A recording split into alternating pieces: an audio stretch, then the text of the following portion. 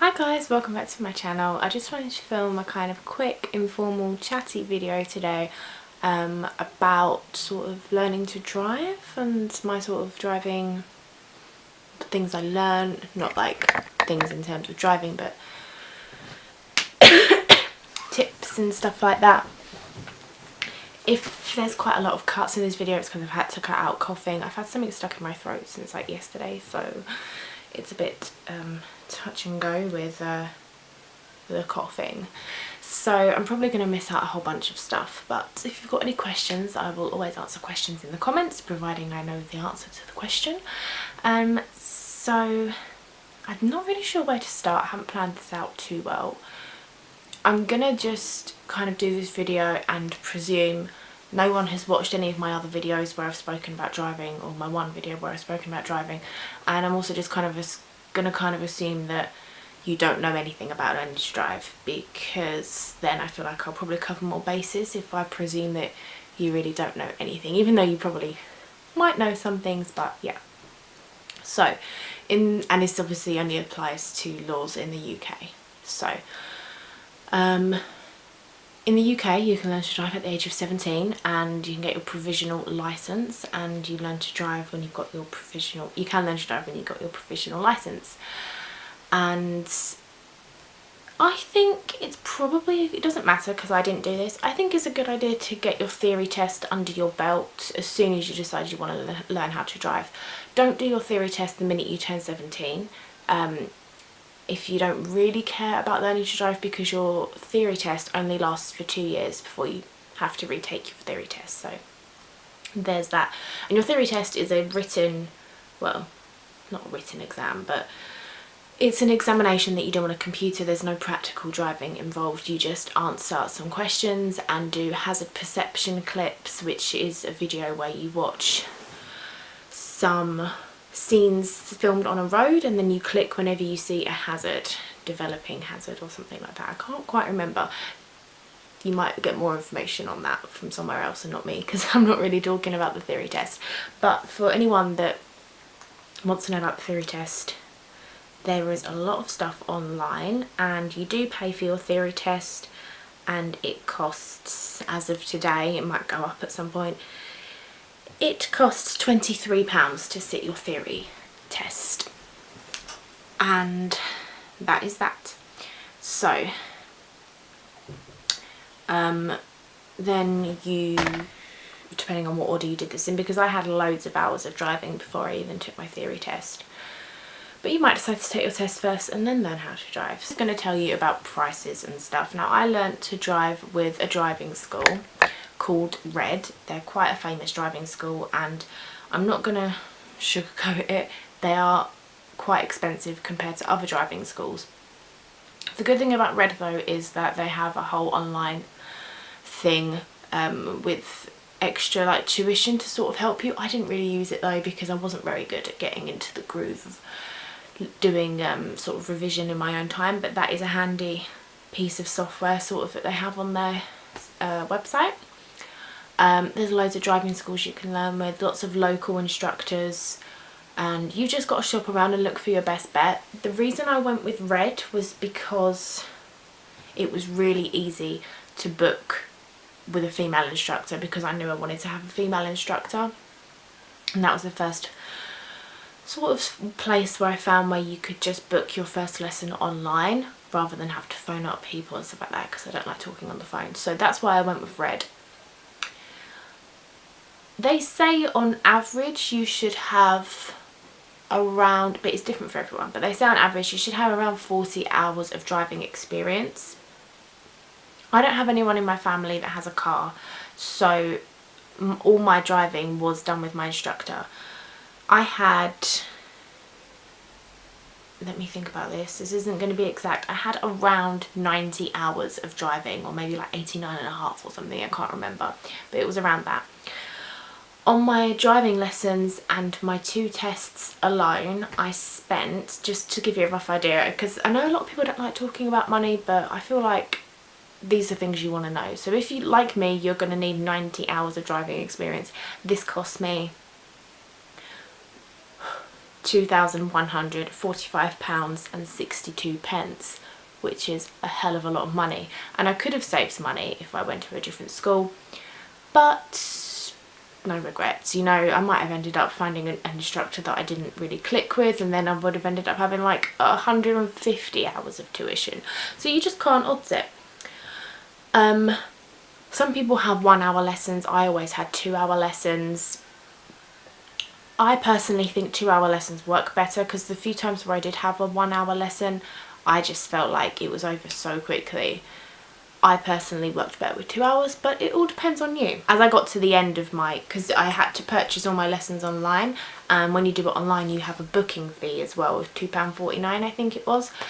The practical test is £62, and if you fail your practical test you do have to pay another £62. Like, there isn't a reduced rate. I think some people think there is if you've failed your test, but no, it's £62 for every time you fail. So that's why, another reason I wanted to make sure I was super confident, and I passed first time, so that was really good. And I feel like this video is going to be a little bit all over the place while thoughts come into my head, so I'm sorry about that.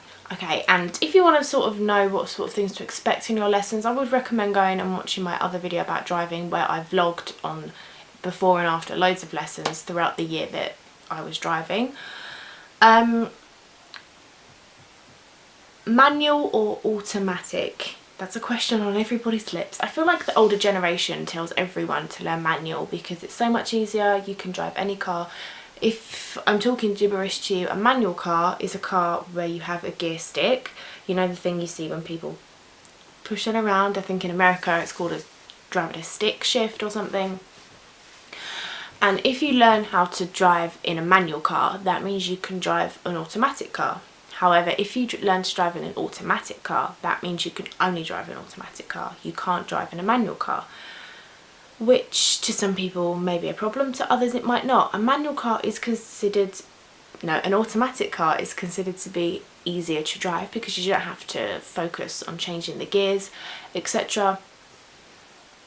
I would definitely be open to driving an automatic car just because I'm quite a nervous driver as it is, and if it's one less thing to worry about, then that's great. But then I also think I spent so many hours getting the hang of those gears. I sort of owe it to myself to learn, like, to have a manual car. So it's just personal preference on what you believe would be more beneficial to you, I suppose. I think everyone should give it a go in manual, but if you're really struggling to get the hang of those gears, that's fine. Just go down, just change your mind and say I want to learn automatic. Like, I think that's fine. It took me hours and hours to get the hang of the gears, but I did get the hang of them in the end. So I don't know, I sort of think anyone can do it, but it's not for everyone. So if you do feel like saying no, I don't want to learn a manual anymore, that's fine. Just switch to learning automatic, although you do pay more for lessons in an automatic, I will say that. Generally when I was shopping around for driving schools, they would add an extra couple of pounds onto the lesson if you were going to be learning in an automatic car, so that's something else to bear in mind as well. And automatic cars generally are a little bit more money as well, so pros and cons. Okay, tips for learning to drive. When it comes to the theory test, I believe you cannot do any better than the DVSA theory test kit app, which looks like this. I think this is the best app. I tried quite a few apps, I tried reading books, etc., but this is honestly the best one that you can get. I don't remember if it's free or if you pay for it, can't quite remember. If you do have to pay for it, it's definitely worth it. I would say about 80% of the questions I was answering on this app what appeared in my actual theory test. So many of the questions that I saw on the app I already knew because I'd done them on the theory test app. So there's that to bear in mind. You can get DVDs and stuff as well, which are sort of helpful, but nothing was as helpful as that app. I wouldn't recommend any app as strongly as I recommend that one. When it came to the practical test, before the practical test there is a section, before you start driving on your practical test, there is a section called Show Me, Tell Me. and you will be asked one question where you have to show them how to do something and one question where you have to tell them how you would do something. The questions are for you to learn. There are 19 questions that you could be asked, and you can find them anywhere online. And so yeah, it could involve a question where you have to open the bonnet and point to a certain aspect that they might ask you about. It could be anything. For example, my questions I was asked, which I was so pleased with, I got really easy ones.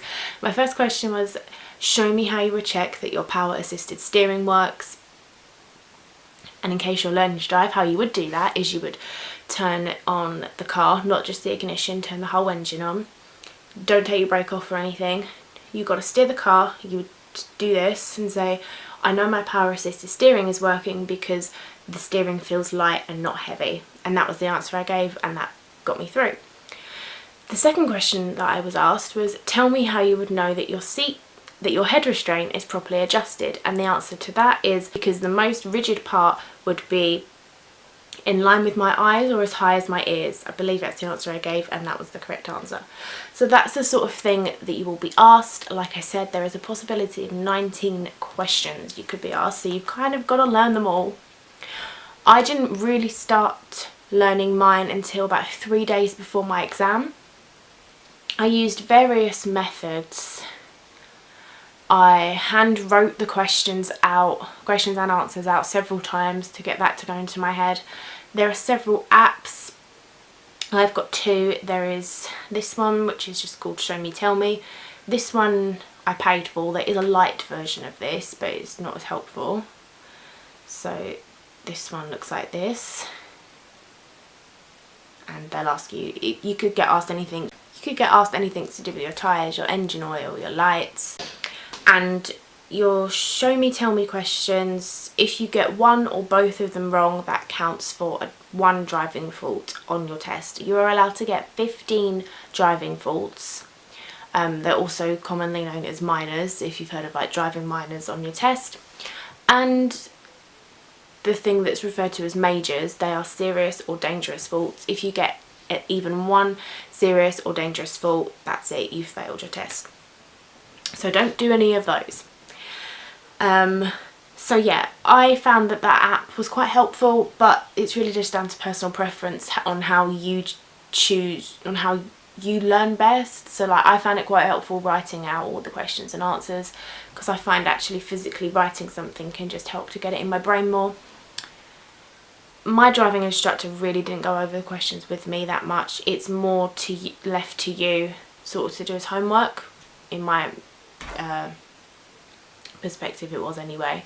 She did show me how to open the bonnet and show me where the things were that I needed to know under the bonnet, but it was pretty much left up to me to decide that. A couple of days before my test also, I found a YouTube channel which I found incredibly helpful, and this was called, I believe, is this the one? World Driving. And this was honestly so helpful. So basically, a guy who is a driving instructor, he films a lot of videos about learning to drive, how to do manoeuvres, etc. And he also films his students on mock tests, and so you can just watch a whole mock test happen, which can be really, really helpful, because I hadn't really done that many mock tests on my lessons, so I found that a really helpful thing to watch. So I would recommend this YouTube channel a lot, and a lot of people comment on his videos saying how much that his videos have helped them and they've passed first time with his videos, etc.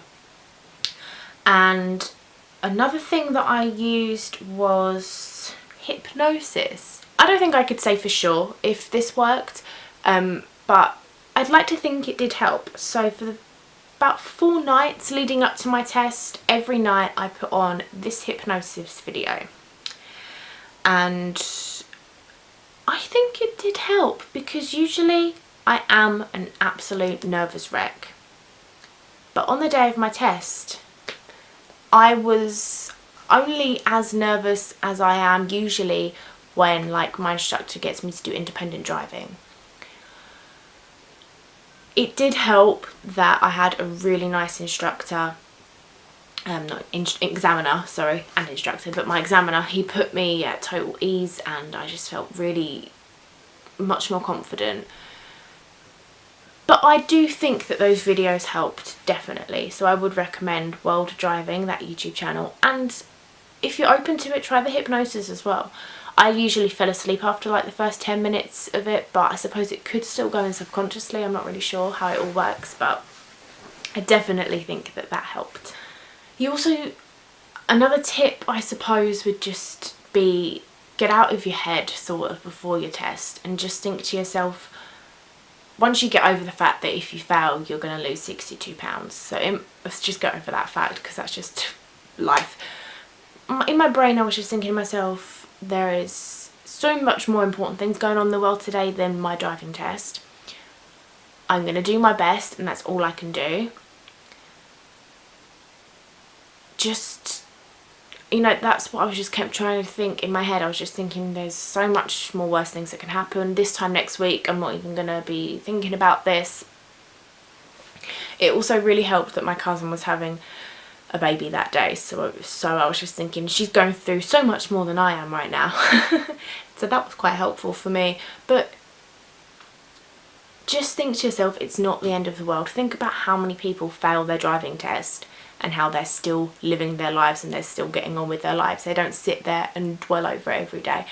And I know that's easy for someone that passed their test first time to say, but that was what I was thinking. I was just thinking people fail their tests all the time. They're still living their lives. They're over it. So those are sort of my only tips I can really think of off the top of my head. Other than the obvious, like get a good night's sleep, have your breakfast, yada yada yada.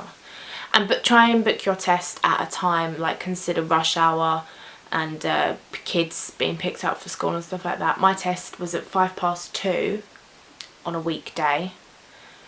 You pay more for your driving test at the weekend as well, so bear that in mind. My test was at 2:05 on a weekday in the school holidays, so I didn't have to worry about kids getting dropped off for school or anything like that, so that was really helpful. I thought that was quite a nice time to have a test as well because it meant I got to have lunch before going and stuff. So I'm really struggling to think of anything else to sort of mention, but like I said, feel free to comment and I will answer any questions that you guys have, because my brain has just gone totally blank and I just can't think of anything anymore. So if you are learning to drive, I hope this was somewhat helpful. Just stay calm is the only advice I can give, and it isn't the end of the world, it really isn't. Test is coming up and good luck for your test. Try and get in as much practice as you can before the test, that's really helpful. Thank you guys for watching and I will see you guys in the next one.